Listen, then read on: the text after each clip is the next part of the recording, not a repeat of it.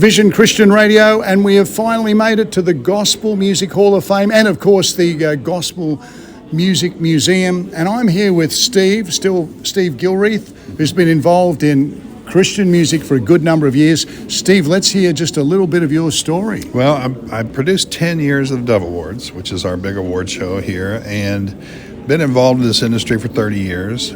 And a year and a half ago, they came and asked me if I'd like to help develop the museum, the first museum for Christian and gospel music. And I thought, what a great way to finish my career. I'm an old guy, and I thought it would take everything that I knew how to do, and would be a great way to honor God and honor a lot of my friends who have been in this business a long, long time.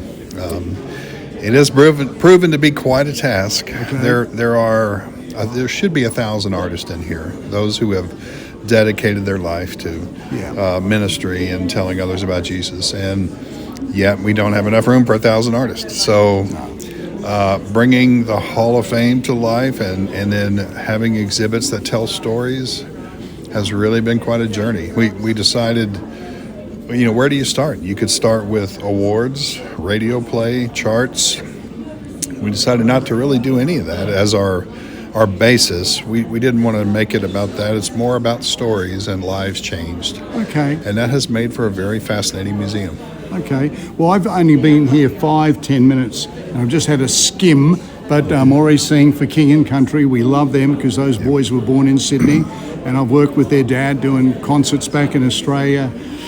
Did Larry Norman and Resurrection Band, and I'm sure you've been around long enough to remember those names. Yeah, they're all here. Brian Duncan, Randy Stonehill, so I've still got a soft spot for all that early days of contemporary Christian music, the Jesus Revolution days. So apart from Dove, have you been a promoter or a manager of any of these Christian music artists? Sounds like you've done a lot. I've done a lot. It's all been on the TV side, so I'm a producer-director, and I've produced couple of thousand videos and a series of different shows, from a special in the White House right after 9/11. President Bush asked the Gospel Music Association to have a special there to bring in some Christian artists to help restore hope in our country. Okay. And that was a variety of different artists. It was a real honor to be there. And just, series after series, specials for Compassion International, and again, just a lot of different shows and working with all sorts of different artists. So, ever done I'm sure you would have, like a particular film clip, from one of the artists and put together some creative ideas? That's all I've ever done, was all our creative ideas. Okay. One of the bigger things I've done of scale that was in theaters in the last couple of years was I created a division for K-Love, a radio network. Called their On-Demand division, and we shot a series out at Red Rocks, a very famous amphitheater here out in Colorado. Yeah. And over 4 years, shot 41 different acts, and then created a show that went to theaters to show the best of Red Rocks, and Phil Wickham and Brandon Lake and Zach Williams and Casting Crowns and Mercy Me, and on and on and on. And beautiful, 16 cameras and just a big, beautiful production. Yeah. I love all of that. So I just think nowadays, 2025, we've got a few what you would call blended music stations in Australia, and but I just think nowadays there's so much Christian music. Perhaps when you start in the 70s and 80s, you throw in a few positive pop songs to sort of, to fill the mix. But I just think you've just got a plethora of Christian music nowadays. Do you have any particular favorites? Well, they're like their kids, right? We love them all equally, except some more equal than others. Right. Yeah. I worked with Lauren Daigle, and I happened to direct her world tour video. Okay. That is, it was just a gorgeous work by her team to put that tour together, and the video came out as good as I would hope. Yes. And has reached millions of people. I love it when that happens. When you have an idea in it. But I've also done a lot of kids videos. I worked with Frank Peretti, and for a while produced the Bible Man series when it had a reboot, and I enjoyed that. So I've been blessed to do a lot of different things. So. Well, we had now you can probably, is it Lauren or Lauren? I always like to get it exactly right. I didn't hear you say it any differently. Lauren. I think she says Lauren. Okay, I won't fight her. No. Yeah. But we saw her in concert 12 months ago, and that was really good. And I love the horn section, and that sort of added something different. I'm thinking this is different. Normally it's guitars, drums, keyboard, but a lot of horn playing, and she was great, and finished off with some praise music. We've got Lecrae coming to Australia in a few months' time, about the same time as Kirk Franklin. They could have done perhaps a double act together. Could have been. That's one thing about the museum that's, I think, interesting. As you walk around, you see these giant kiosks with 18 different artists on them. Lecrae's one of them, is what made me think of this, as well as Stephen Curtis and Jacqueline Carr and Amy Grant and Bill Gaither. And they answer questions that address whatever section you're in the museum. So as you walk by, you'll have Bill Gaither talking about songwriting, or Lecrae or Toby Mac talk about how he got into the business or whatever. And the effect is that you're getting to tour the museum with close friends, as long as your closest friends were 18 of the top artists in Christian music. Yeah. It's a really warm and personal way to look at a museum, and I'm really happy that worked out like it did.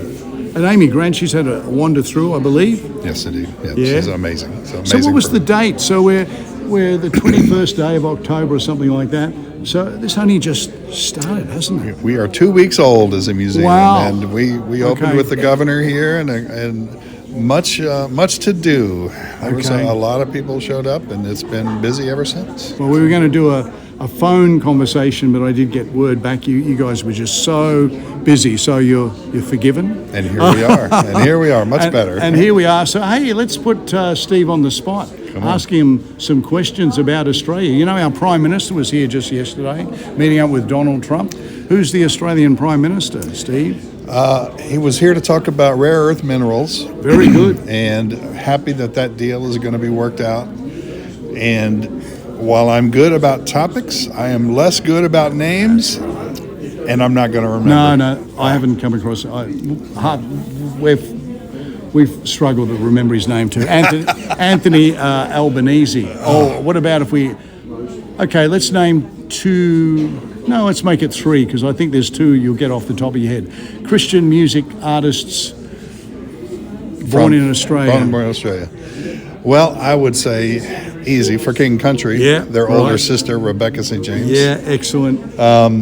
Okay, so that's why I made a third one. Okay, third one. I'll say the Newsboys, Peter Furler. Oh, okay. Who I love. Have you seen his guitar over here? His jumpsuit. Yeah, I think I did. I saw the jumpsuit. Take Me to Your Leader outfit is beautiful. That guitar is gorgeous. One of only 65 made in the world, and it's gorgeous. Wow. Love the music of Newsboys, which began on the Sunshine Coast in Queensland, where I now live, and he was one of the originals. Now there's just one Aussie on drums, if they're still going. We're not too sure at the moment.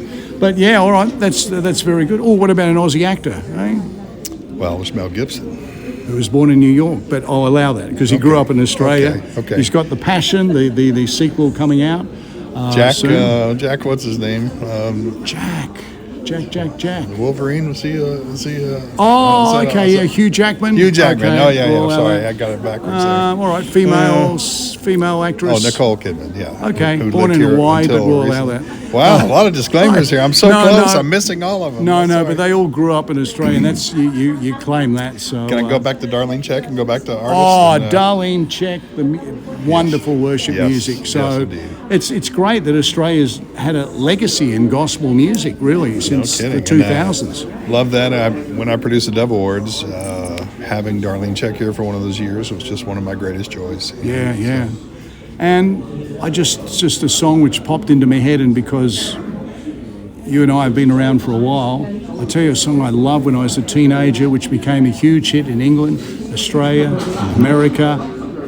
Edwin Hawkins Singers, Oh Happy Day. Oh, Happy Day. So he was on the Dove Awards for me one time, and he sang that song. Did he? And he sang it? You didn't get Dorothy? I love Dorothy. Didn't have Dorothy, no, but he had some other singers with Okay. him, but it was just great to have him here and connect with him. So I love the Hawkins family, love the Hawkins singers, and then Edwin, of course, and Walter. So you're going to see it all if you come to the museum in Nashville. It's brand new. I think you should go out singing a chorus of that. I think you should take us there. Take us through Oh Happy Day. I think your listeners would just love. watching You want me to lead into I a think happy you should. day? I'll back you up, but you should take Okay, here we where go. are we going to start from? Come on. Oh, happy day, oh, happy day, oh, happy day, Oh, happy day. When Jesus walked, when Jesus walked, when Jesus walked. And we'll leave it there. I'll play it for you. In fact, we're going to play it next on Vision Christian Radio.